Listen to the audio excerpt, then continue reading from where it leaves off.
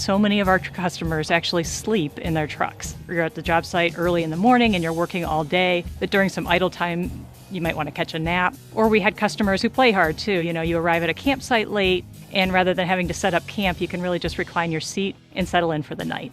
Often for me, it was when I was picking up my kids from different activities or so on. And we thought about trying to make the seat fold flat. And what we found was when you do that, it still wasn't comfortable. There was this gap between the seat cushion and the seat back, and it just wasn't a comfortable position. You needed to do more than just make the seat fold flat. So the team really went to work on how they could actually raise the lower portion and fill that gap in, as well as around the shoulder area to your headrest to be able to actually close that gap. So when you fold flat, it's really like a first-class experience on one of the better airlines where you really have a very comfortable position. I think it's just a great feature. Our customers, they work hard, they play hard, and sometimes they're tired and they need a nap.